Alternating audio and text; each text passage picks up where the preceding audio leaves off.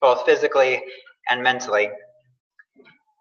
We know when the phone rings, that feeling of not wanting to answer it, or when a text comes in, just wanting to check it, but maybe not respond to it. Oftentimes, in moments like that, we don't welcome an intrusion into our life or into our plans. But Jesus is so different. Please open your Bibles with me to Luke 8:40 through 56. Luke 8:40 through 56.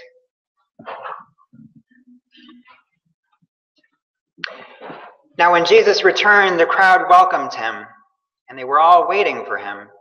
And there came a man named Jairus, who was a ruler of the synagogue. And falling at Jesus' feet, he implored him to come to his house, for he had an only daughter, about 12 years of age, and she was dying.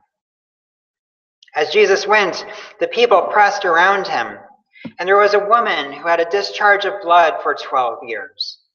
And though she had spent all her living on physicians, she could not be healed by anyone.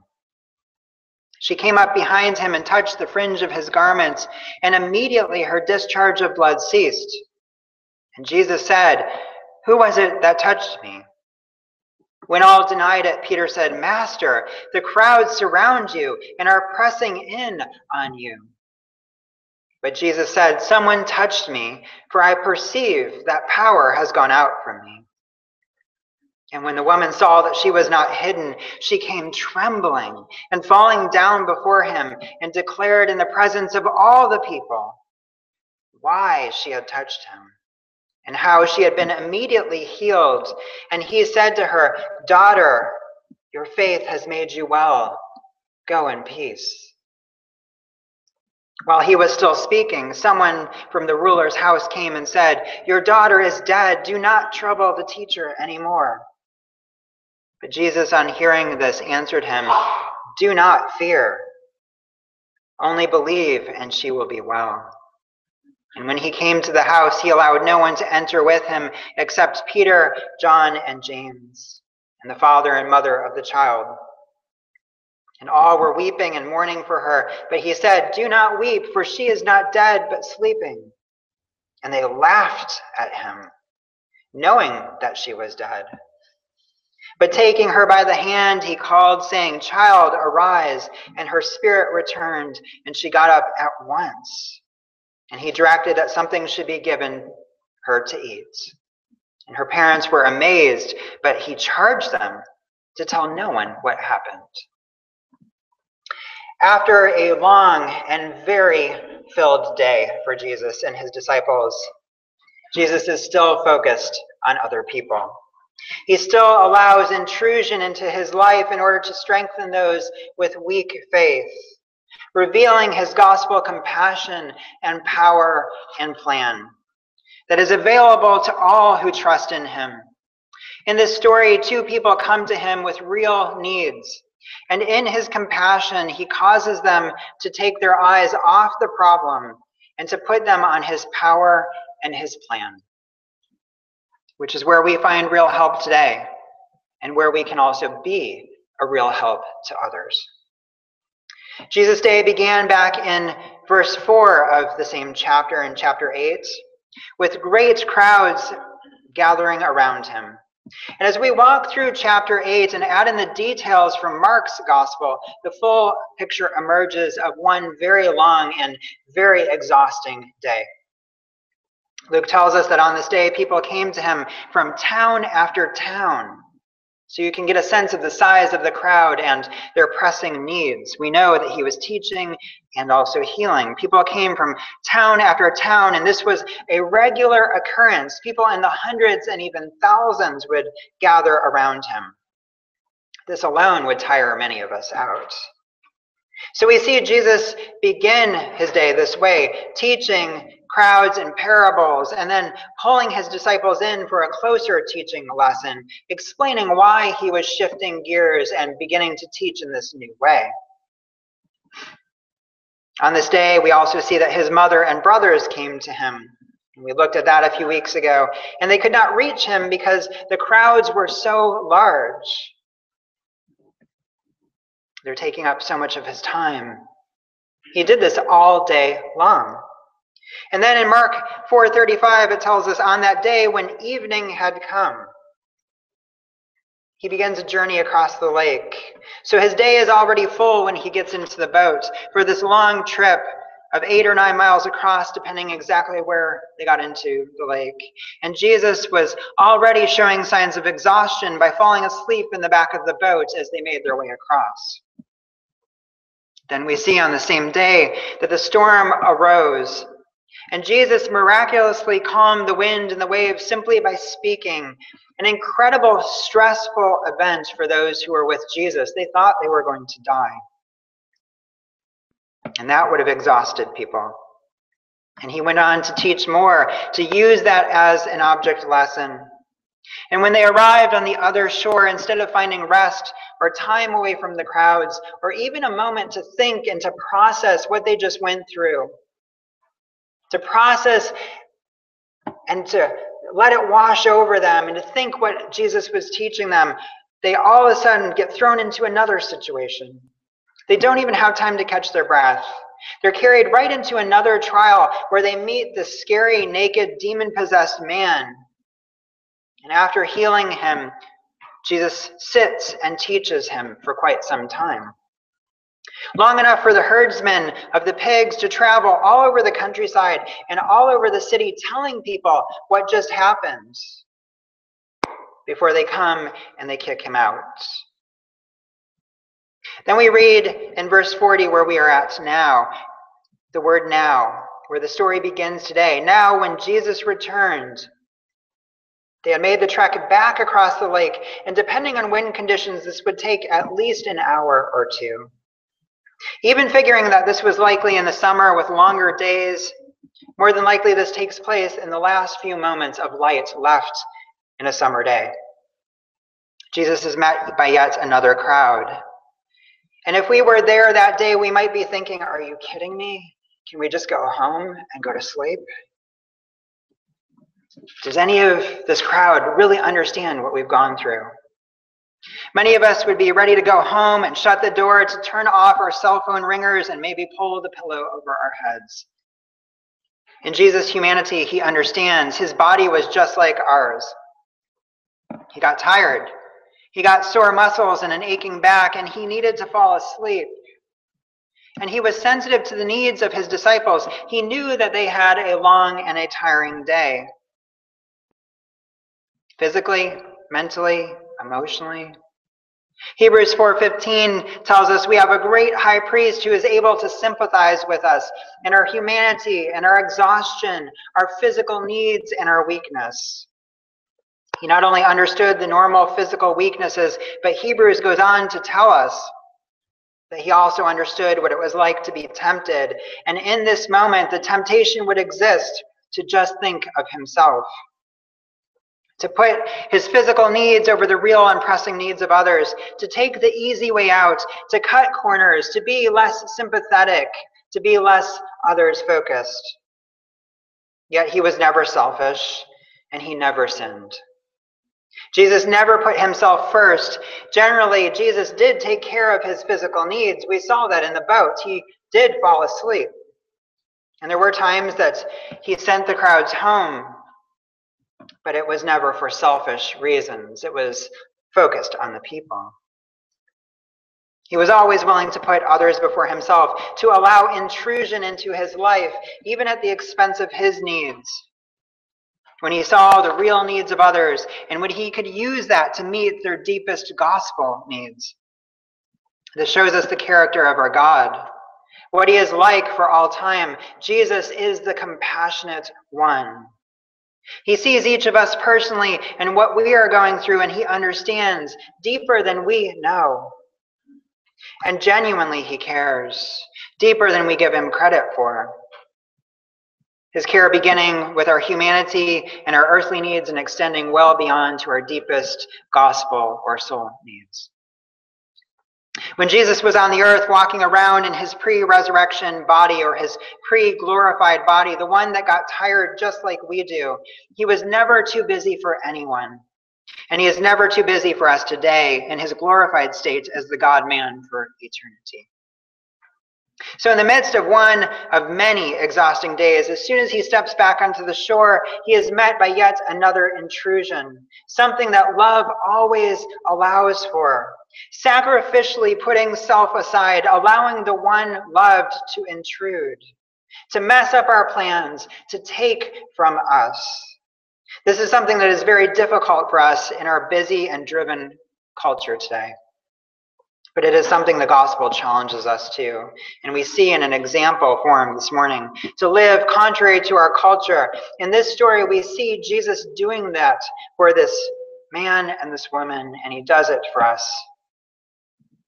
Jesus' agape love and compassion allows for intrusion. He is met by a crowd who were all there waiting for him. Maybe they were there all because of this man who comes forward. Or maybe some were with this man and some were there for their own reasons, having nothing to do with him. That is probably the case with as large of a crowd as this was. But a man named Jairus comes forward. He doesn't just emerge from the crowd calmly asking for help, explaining his sniffles that he wants healed, but he explodes onto the scene. He would have grabbed everyone's attention. It was an emergency. He was distraught. He was desperate. He falls at Jesus' feet and he earnestly implores him. The Greek has the idea of, with many desperate cries and pleas, with a multitude or a great number of numerous loud pleadings. The guy is in an emergency situation and he will not stop. This is the banging on your door at 3 a.m. kind of intrusion. Banging so loud that you wake up and you have to go down to the door. But Jesus wants to, in the midst of his exhaustion, he wants to go to the door. He wants to open it. Jesus listens. He sees the man's heart and he has compassion. The man is a father. He's about to lose his little girl. It is every parent's worst nightmare. We are told that she is 12 years old and she is dying. We don't know why she is dying. She could have been born with a condition and suffered for 12 years. Some scholars see a connection between the 12 years mentioned for this little girl and the 12 years mentioned with the woman. I think it was intentionally placed there and for some reason. Some think that maybe she was suffering for 12 years. But whether it was an accident that happened that day or an illness that happened maybe a week before and was now getting really, really serious, or whether she had been suffering for 12 years, we see a father and we see a mother represented, and they are desperate. Jairus had a measure of faith. That is why he came to Jesus. He believed that Jesus could do something that no one else could do. That is why he didn't go to a doctor first or a priest. But Jesus sees his deepest need, and the deepest need for the rest of his family is to grow that spark of faith into a flame. And so he has compassion both for his physical, immediate need and his eternal need. And at that moment, he wants to meet both. And he wants to use it to grow us. As a quick aside, Luke tells us that Jairus was a synagogue ruler. That does not mean that he was a priest or a rabbi. Sometimes it is easy to get confused, to keep straight all the different titles that are used in the Bible. Since none of us have experienced temple worship, and today, even if you have been to a synagogue, it is quite different than it was in Jesus' time. Synagogue ruler was a title given to a layperson, not a priest or a rabbi. It was an official job appointed by the elders to look after the building and its contents and to make the arrangements for worship, including who would read the scriptures for that day and who would preach as well. So Jairus held this position, and because of it, he was a well-known and well-respected man, and that is why many people would have come with him. So he believed that Jesus could heal his daughter before she died. Many in the crowd believed that, but they needed faith in so much more than that. And they needed to let their faith impact them in deeper ways. Mark tells us that he said, "My little daughter is at the point of death. Come, lay your hands on her so that she may be made well and live."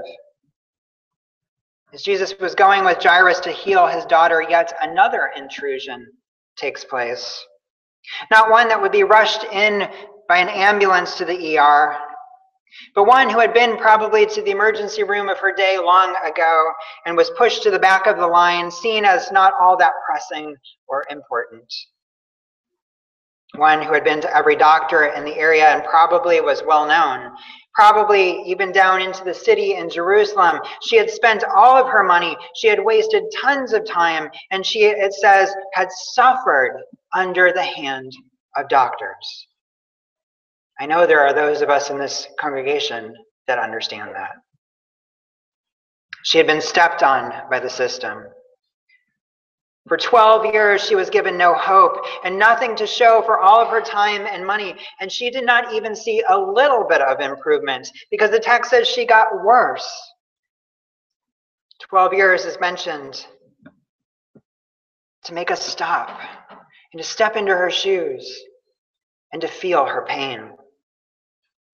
It's there to connect the two of these in some way to the suffering that they are both going through, one immediate and one chronic, but they are both suffering, and Jesus has compassion on both. Can you enter into her pain this morning? Can you understand her frustration, her hopeless place?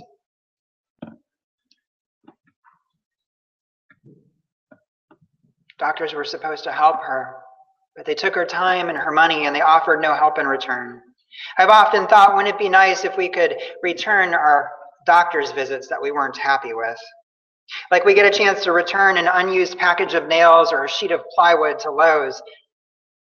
Could we return something that was broken, that didn't fix us?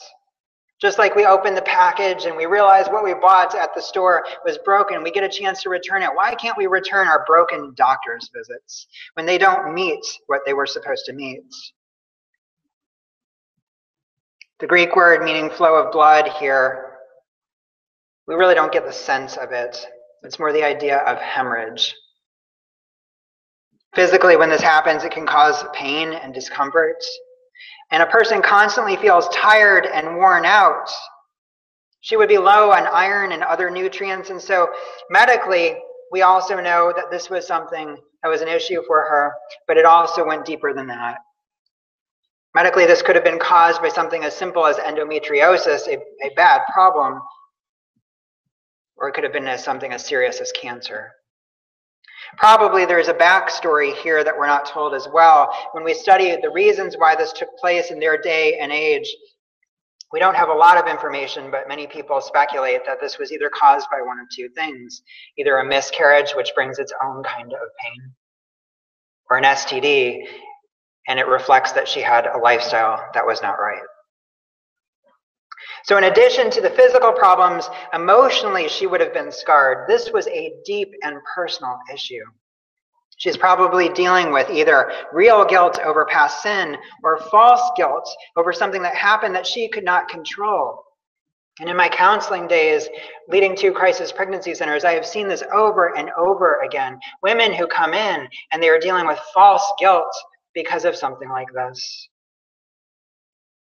Women who are there, maybe not because they want to find out about our services or make a choice, but women who are there because they're scared and they don't have the money to go anywhere else and they've had a miscarriage already and they think that God is punishing them. So emotionally, she would have been a wreck. Emotionally, she would have also been embarrassed, even if there was no reason to feel embarrassed, just because of the nature of the problem. It was personal, but it goes even deeper than that. She would have been considered ceremonially or ritually unclean. And that would have embarrassed her, and it would have isolated her. She would not be able to enter the temple or the local synagogue. It's ironic that she is placed right next to the synagogue ruler. She would have been cut off from fellowship with the community of believers, cut off from pretty much all community life, because everybody believed if she even bumped up against them, they would become ritually unclean.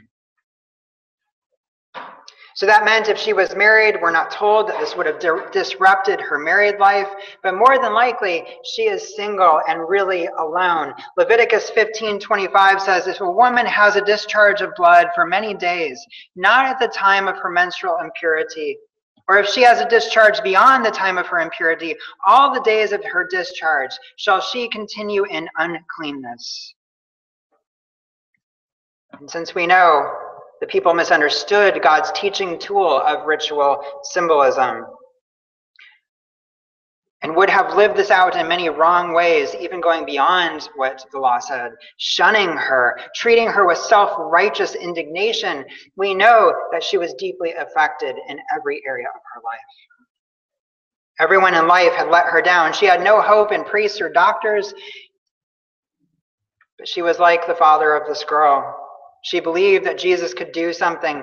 Mark 5 tells us that she had heard reports. She heard about the other people Jesus healed, and she believed that he could heal her. So she also comes in desperation, but of a different kind. She didn't go right up to him face to face. We don't know exactly why. Maybe part of the reason is she couldn't get that close to him because the crowd was too big. Or maybe she was too weak physically, just worn out and tired.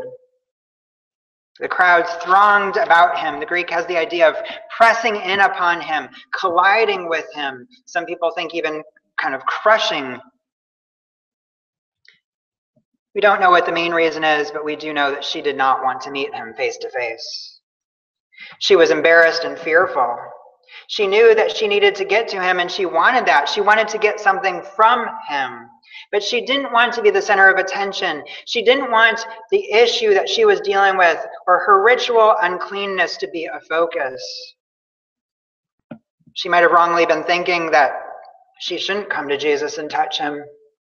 Wrongly thinking that she would make him unclean, but it is impossible for the perfect God-man, the very fulfillment of the law and the author of the law, and what all the ceremonial law pointed toward, it is impossible for him to become unclean. He is the stream of living water that Leviticus 15 talks about, which actually makes someone clean. He does not become unclean himself in a ritual sense. But maybe this is why she just thought she could come and touch him for healing and slip away unnoticed. She knew something of his power and that she needed it. She also knew something about his compassion, that he would do this for people, that he would spend his life healing people. But Jesus wouldn't let her just slip away unnoticed or with a wrong view, without meeting both her physical need and her deeper soul need. He wanted her to know that he saw her, that he understood her, that he had compassion on her. He wanted her to know that he was able and willing to heal her, but his compassion and ability went much deeper than what she was looking for. It was the ability of both the doctor and the priest combined, healing both the body and the soul. This is why he draws her out by asking the question, "Who touched me?" He won't let her go away partially healed. His miracles were always meant to point to the deeper gospel healing of the soul. Jesus knew the answer to his own question. He knew who touched him. He asked for the benefit of the woman, for the benefit of the crowd, for the benefit of you and me, not for his own benefit. He knew who touched him.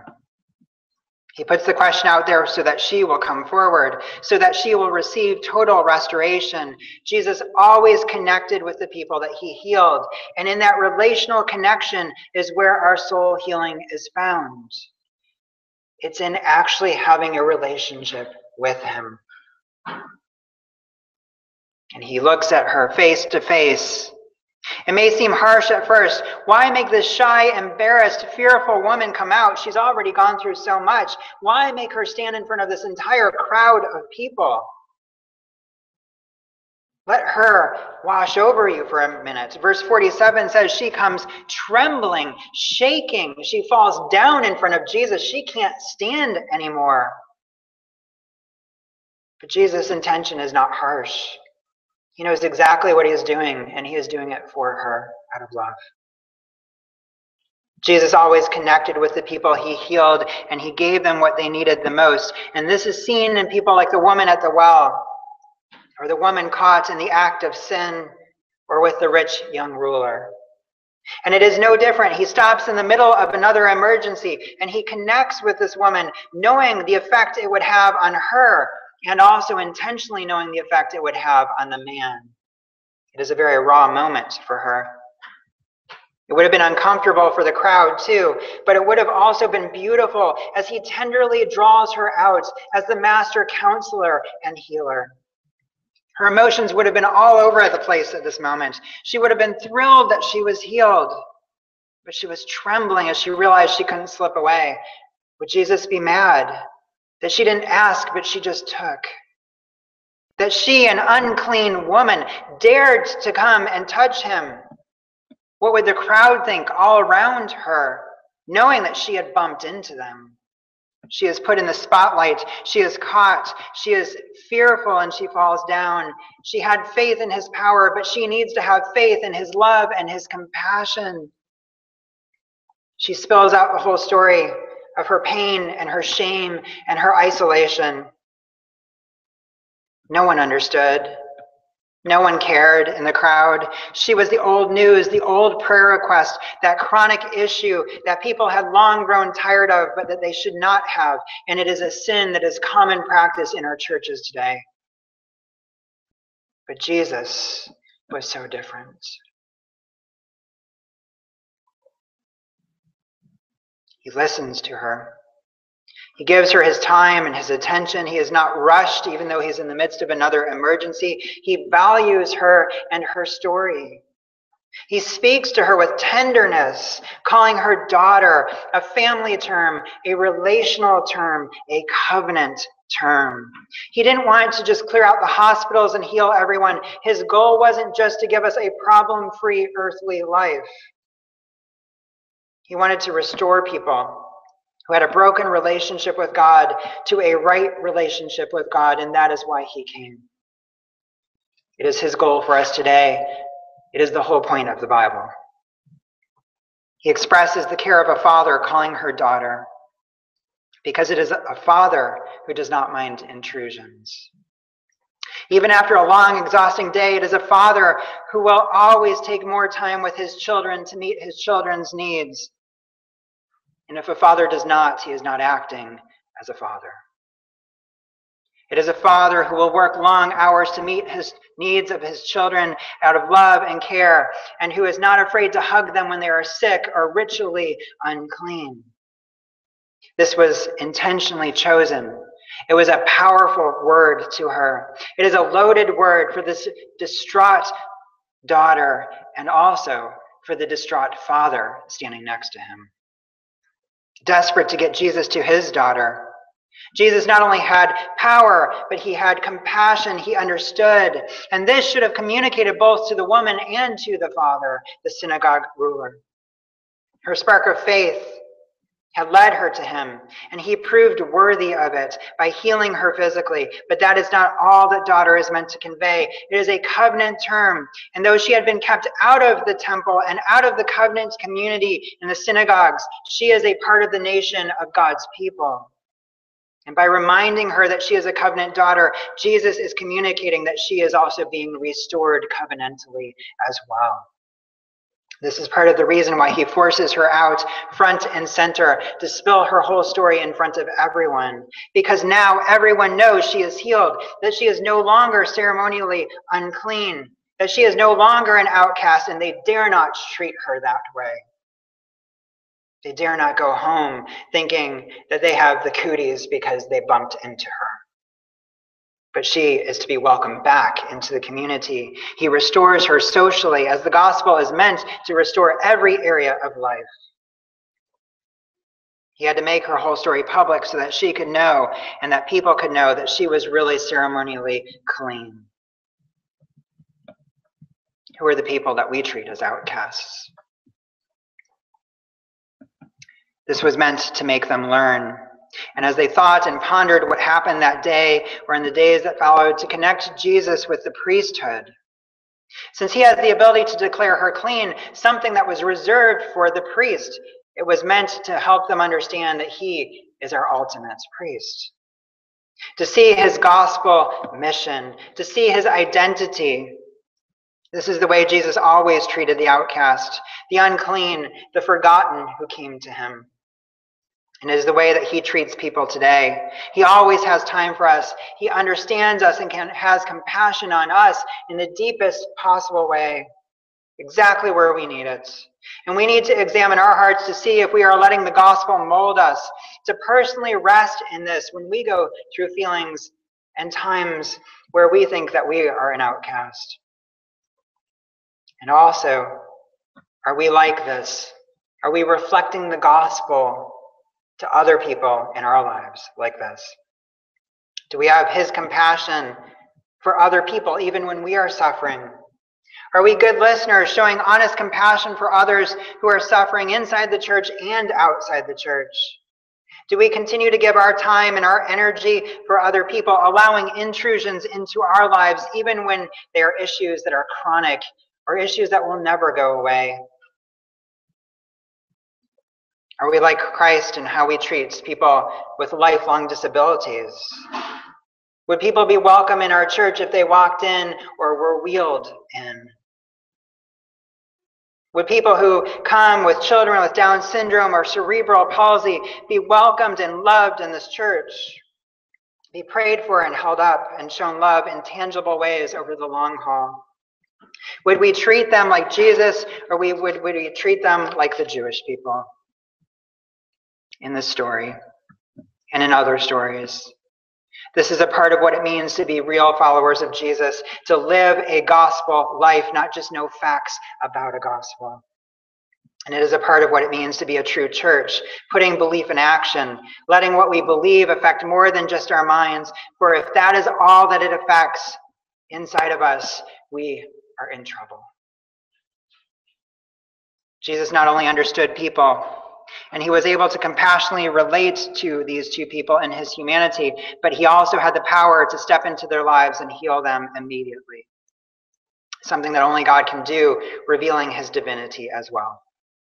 And Jesus intended for us to connect the two in our minds so that we could learn to take our eyes off of our problems and to place them in the only place that will actually solve the problem. To put our eyes on his compassion, his power, his plan. This is what he did for this woman. But if we were in the shoes of the father in the story, we might be tempted to think differently at this moment. That is what our own pain and suffering often tempts us to do, to get short-sighted, to see nothing other than ourselves and our problems, to have no compassion for other people, to miss the same compassion and power that was just given to this woman would be given to him. He might have been thinking, come on, Jesus. My daughter is in the last few moments of her life. Why are we standing here dealing with this woman? Come on, Jesus, we have to get you to my house. Jesus knew exactly what he was doing when he stopped. And he took time with this woman, not only for this woman, but for the synagogue ruler. He knew the father's 12-year-old girl would die, and it may have seemed harsh, just like it may have first seemed harsh with bringing this woman into the spotlights. And some of the things that he leads us through may not seem to make sense to us right now, and they may seem harsh as well. Jesus, how could you let me go through this? Jesus, you don't understand the pain that is in my life right now. Jesus, you have to come into my house, and you have to heal my situation. We are blinded by the spark of faith that we see, and we miss that there is so much more that we are not trusting. The man also believed that Jesus could heal his daughter, but he needed to see more.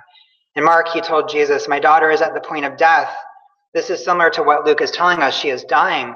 Mark tells us that this father told Jesus he believed. He says, if Jesus would come and lay his hands on her, that she would be made well and live. But Jesus knew his faith and understanding were limited. While Jesus was still speaking to the woman in front of the whole crowd, it says, someone from the ruler's house came and delivered that terrible news. Your daughter is dead. Don't trouble the teacher anymore. And his spark of faith revealed its weakness. We don't know who came. It could have been a servant that he was close to. It could have been another one of his children or even his wife. But it would have been someone closer to him to deliver such painful news. But in this moment of pain, we see the weakness of his faith. What was said by the one who came also reflected what was in his heart. Maybe this view even originated in him as the head of his household and as a respected synagogue ruler. He believed that Jesus could heal his daughter if she was still alive. But he didn't believe that he could do anything once she died. He didn't see that Jesus held life and death in his hands, that he was more powerful than death and more powerful than sin that was the original cause of death and his family's greatest need.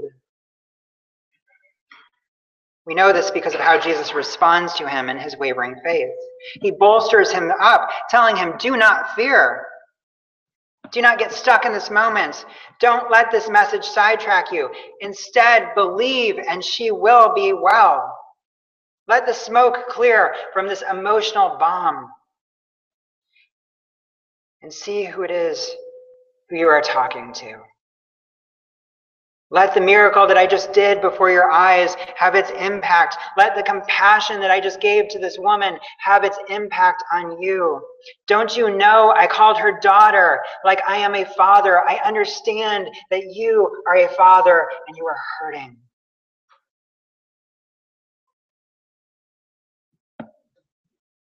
The messenger only views him as a teacher. That's what he says. One who is able to do miracles for the living. Your daughter is dead. Don't bother him anymore. But they were about to see who he really is. Matthew doesn't contradict this when he records that the father said, "My daughter just died. Come lay your hands on her and she will live." This throws many for a loop. Matthew has simply condensed the story because he wants to emphasize Jesus' power over death, that he is the great God and King, a focus of his all the way through the book of Matthew. And so he tells us a very shortened version of this, leaving out details from the beginning of the story, which seems to mess with the order of things. Calvin said, Matthew just put first what the Father said last. When we piece all the details together like a puzzle, the picture does become clear. It just takes a little more work. If the father already knew that his daughter had died when he first came, there would be no reason for the messenger to come and inform him that she had died.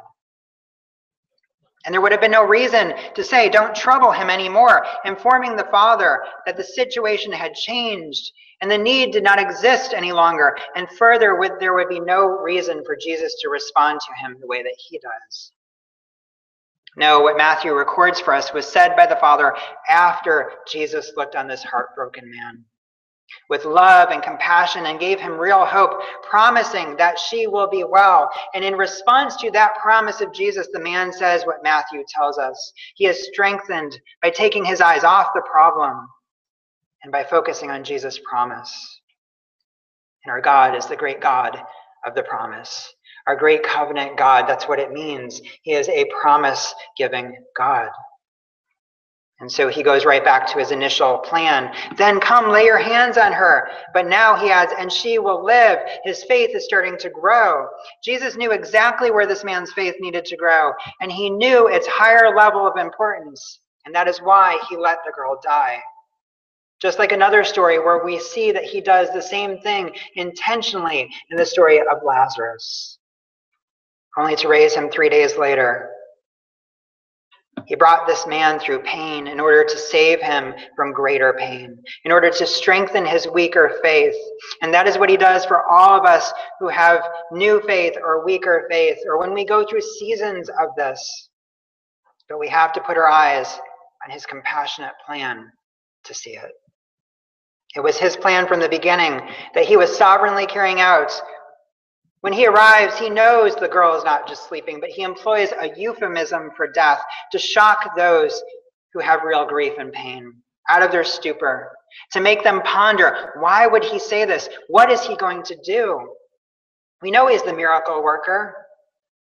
We know he's a wise teacher, but also to shock those professional mourners and those hypocrites who are acting out their acts.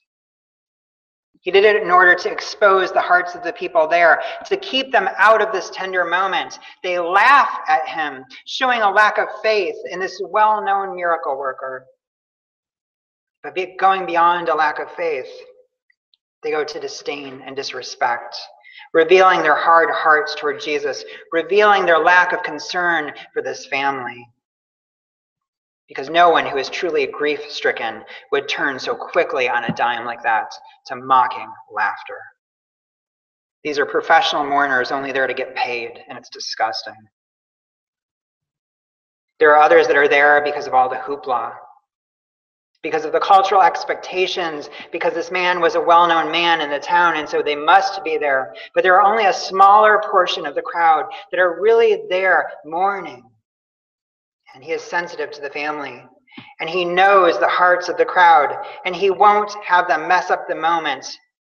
The way that the media only adds to a person's heartache when they come and they push their cameras in someone's face. And they ask, how do you feel right after some tragedy took place? They don't really care. They're just there for a story, for their career, for ratings. And Jesus keeps them out. And praise him for doing that. He allows only his closest 3 disciples, Peter, James, and John, to come in with the parents, wisely knowing which intrusions to allow into his life and into the lives of his followers, and which intrusions to keep out. He takes the dead child by the hand. Now the second thing that would make any other person ritually unclean. He touches a dead person, but Jesus is not ritually unclean. Instead, he imparts purity to the woman, and now he imparts life to this girl. He called her as simply as a parent would call to a sleeping child in the morning to wake her up, and her spirit immediately returns to her body without any pomp or circumstance, because he doesn't need it. He's the God of the universe, the one who holds life and death in his hands. He has ultimate power. And he does in our life too. He tells the little girl's parents to get her something to eat. It is both a visible picture that she is really back alive, that she can eat.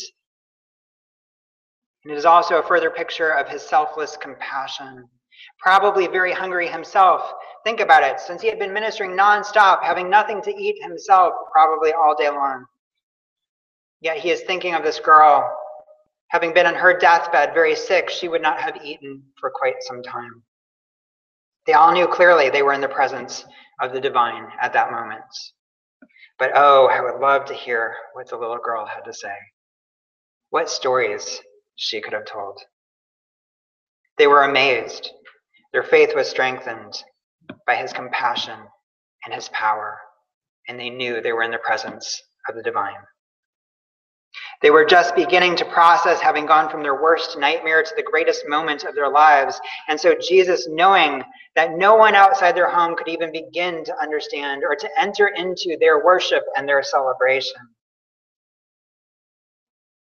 because of the hardness of their hearts, the people outside, he tells the people inside, don't even try right now. Don't even bother right now. He's not saying don't share this eventually. Obviously, it was shared. That's why we're talking about it this morning.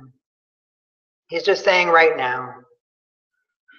When we read of the 3 times that Jesus raised people from the dead, including this one, it wasn't meant to be normative or something that we could all expect today, or to think, boy, I just must not have enough faith.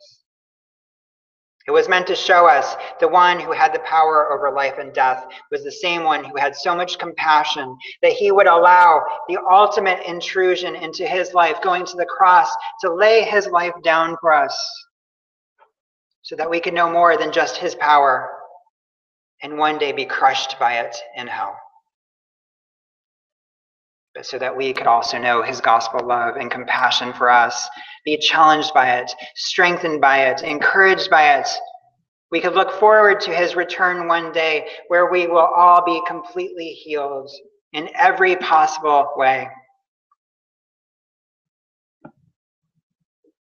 We need to share that. We need to see that Jesus is the same powerful and compassionate God advancing the gospel in our lives today. And when we put our eyes on him, that he wants to work through us to spread that. He will grow us exactly where we need it, just as he did for these people. Praise God that he does. That he doesn't just save us and allow us to stay in that place that we were, but he is moving us on, sanctifying us, and fitting us toward heaven. Amen. Will you please rise and sing about this